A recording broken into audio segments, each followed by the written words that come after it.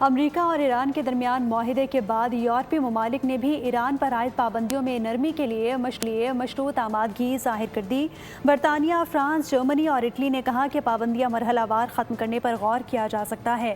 دوسری جانب قطر اور اقوام متحدہ نے بھی اس پیش رفت کا خیر مقدم کرتے ہوئے اسے خطے میں امن کی جانب اہم قدم قرار دیا ہے۔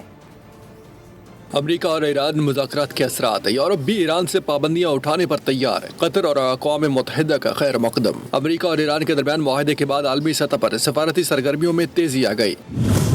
یورپی ممالک برطانیہ، فرانس، جرمنی اور اٹلی نے ایران پر عائد پابندیوں میں نرمی کے لیے مشروط آمادگی ظاہر کر دی۔